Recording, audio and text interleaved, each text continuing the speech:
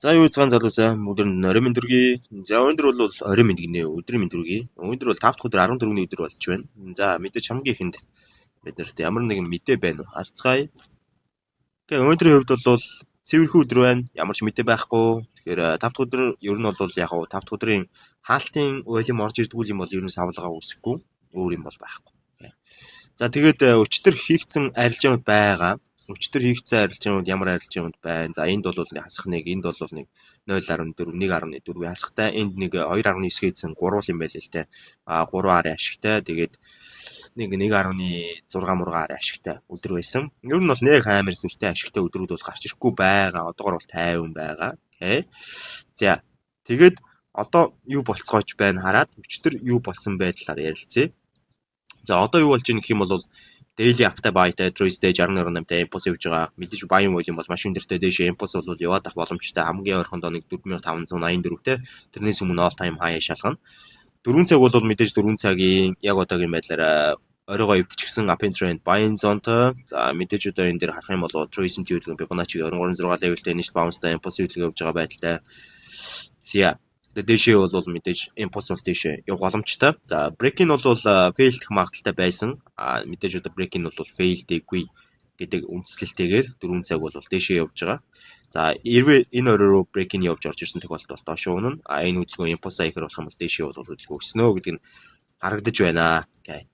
За uptrend trend buying zone 23.6 level 30 минут. 30 минутын дээр бол үндсэн хөдөлгөөн 30 минутын сонирхолтой үйлдэлүүд хийсэн л дээ. Өчтөр ихэд 30 минутын down болоод 30 минутын дээр бол ёроол үүсгээд орой үүсгэж чадаагүй байгаа харагдаж байна. Trace тавьчраагүй те. Өнөөдөр 30 минут бол ерөөхдөө тэр чигтээ ингээд down trend selling zone-тай хэвээрээ байгаа. За ер нь бол өчтөр энэ алдааг гарах ёсгүй байсан гэж хэлж болно. Ер нь бол яг энэ харагдаж байгаа ашлан энэ ёроолын candle-ыг эвдсэн candle гарч ирэх хэрэгтэй байсан. Гарч ирч чадаагүй. Гарч ирсэн бол үндсэн хөдөлгөөн маань энд орой болоод одоо бол альдины орой эвдэрсэн гэдэг ингээд дэше явах боломжтой байсан боловч 30 минут одоо ч гэсэн down trend selling zone-тай. Тэгэхээр 4 цагийн үед одоо шууд эндээс импульс явахгүй байх магадлал буюу доошо break-in хийх магадлал маань 30 минутын down арцыг нэглэгдэж явж байна л гэсэн. За тэгээ 30 минутын down явахаар болох юм бол юу болох юм бэ? За down trend selling zone Trace төлөвлөгөө 61.8 level-тэй initial бишээ 8 level-тэй ер нь бол тунд авгүй bounce-тай байгаад байгаа. Тэгэхээр эндээс бол үндсэн хөдөлгөөн доош унахаар болох юм бол break-in бол амжилттай болох нь ойлгомжтой болчихж байгаа. Окей. За тэгэхээр эндээс одоо бид нар 5 минутын дээр яг юу байгаа вэ гэх юм бол 5 минутын хөдөлгөөн яг одоогийн байдлаар за өчтөр бол энд нэг би бодож үзсэн байна. Энэ бол ямар ч хэрэггүй байсан. 5 минутын дээр бол ерөөхдөө энд оройтой энд ёроолтой. За тэгээ үндсэн хөдөлгөөн маань дээшээ мэдээж оройг бол эвдэж гарч ирж чадсан. За 5 минутын дээр яг сүүлийн оройг эвдэхдээ бас асуудал үүсгэсэн байгааг ажиглаж болно.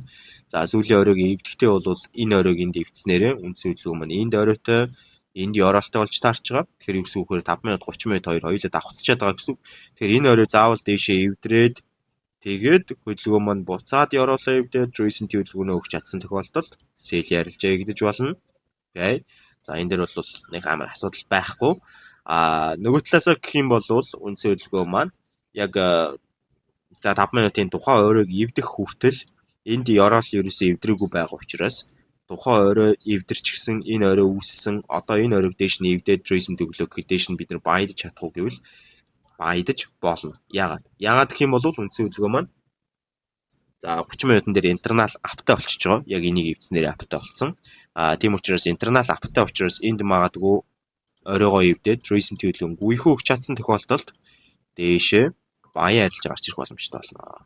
За энэ маань бол 30 минутын reverse хөдөлгөөн 4 цагийн uptrend хөдөлгөөний үргэлжлэл daily time frame uptrend хөдөлгөөний дагуу гэдэг хөдөлгөөн орж ирэх бол нөгөө тал руугаа reverse хийгээд Trace төлөвлөгөөд sell гэдэг байгаа хөдөлгөөн маань бол мэдээж daily time frame эсрэг 4 цагийн эсрэг 30 минутын дагуу down чиглэлтэй 4 цагийн break-in хийх магадлал дээр үнэлсэн хөдөлгөөн болж байна гэсэн. Окей. За нэг иймэрхүү нөхцөлүүд үүсчихэд байгаа шүү. Тэгээд ер нь бол яг одоо 5 минутын энэ сэтгэлдээс өөр нэг чухал хөдөлгөөн бол одоогор нэг апдейт бол хийгдээгүй юм байна өчтөрөөс хойш. Тэгээд одоо нэлээд хүлээн. Окей. За юм байна залуусаа тэгээд бүгдээр намжт үсэж байгаа гэсэн. Тэрнээс өмнө байж байгаа. Алтан дээр өчтөр яагаад байд вэ те? Хоёр дахь байцсан. За тэгээд нэг сэлцэн. Энэ сэлийг бол бид ихтэй явчлаа гэж харж ирсэн. Яагаад тэгэхээр эхний candle гараад хоёр дахь candle өөрөө энд орж ирсэн л те. энд орж ирээд бүр эн чинь ингэж унж орж ирж байгаа. Тэгээ энэ candle ингэж татарна гэж юусэн бодоогүй. За татарсан байлаа гэхэд weak fill хийгдээд доошоо бол унчих واخ гэж утсан. Тэгээд энэ бол явах ёстой байсан юм л та. Ерөөсө хийгээгүй. Тэгээд нөгөө орж ирэх ёстой байсан sell-ийн volume хоцорч орж ирээд ингээд яг чиглэлээ бол авсан. Дээшээ яах гэж гарч ирснийг бол би ойлгоогүй. Дээшээ бол гарч ирэх ямар шаардлага байгаагүй. Тэгээд тэр дээшээ гарч ирсэн хөдөлгөөнөөс үүсэлтэйгээр ингээд 30 минут ерөөхдөө зам гарчиж байгаа байхгүй. Тэгээ энд нэг ингээд 30 минут одоо reverse хийх ямар шаардлага байгаагүй байтал reverse хийгээд бидний оролтыг баллаад ингэсэн. За тэгээ өчтөр ер нь бол 4 цагийн апын чиглэл яваад байгаа reverse хийсэн дээш чиглэлтэй 30 минут бол үндсэн хөдөлгөөн апын тренд buying zone-тай байгаад байгаа tracing дээр ирсэн impulse явах, tracing дээрээ impulse явах гэдэг дандаа ер нь бол impulse хөдөлгөөн явах боломжтой 30 минутын дээр 5 минутын дээр бол үндсэн хөдөлгөөн 5 минутын апын тренд buying zone-тай өмнө оройгоо явдаад tracing хөдөлгөөн өгөөд Euroline candle маш гоё гаргаж ирээд ингээд дээшээ байцсан. За тэгээ энэ дээр бол нэг удаа шалгасны эцэстэр дээшээ бол өсч гэлсэн. За дээшээ бол би нэлээд өндөр харцсан байсан.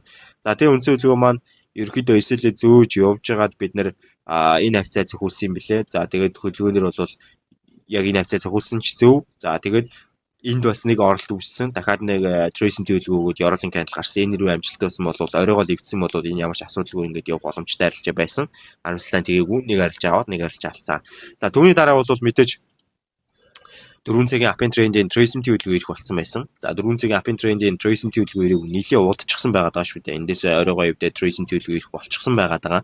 Тэгэхээр тэр tracing төлөвлөгөөний ирэх ихний дохион бол мэдээж 30 минут даун болох. Тэгээд тэрнээс яг 30 минутын даун болох гээд байгаа хөдөлгөөн дээр 30 минутыг одоо яг энэ хавцаа гэсэн үг шүү дээ, тэ. Даун болохоос өмнө 5 минутын дээр бол үндсэн хөдөлгөөн 5 минутын дээр энэ харагдаж байна. Даун тренд, selling zone лоо tracing төлөвлөгөө гэсэн.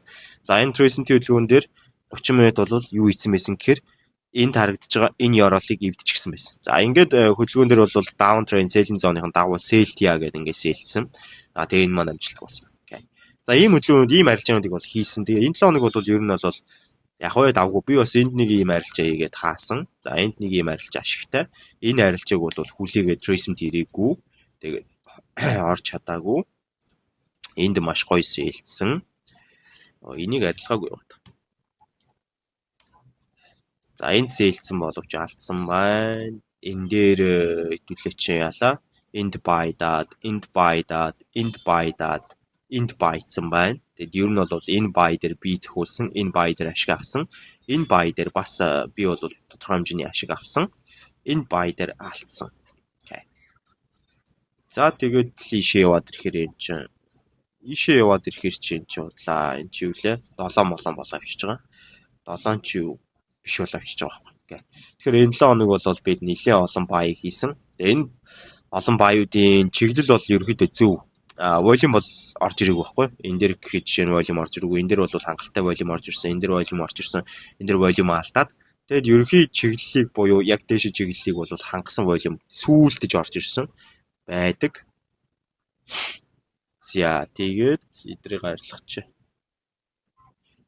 Тэгээд ийм хэдэн buy-ыг хийснийхаа дараагаар бид нар юу хийсэн бэ? Энд sell хийсэн, энд sell амжилттай болсон, энд buy гэвлээсэн, энд buy гэж үлээсэн, энд buy амжилттай болсон, энд buy амжилттай болсон, энд buy sell амжилттай болсон.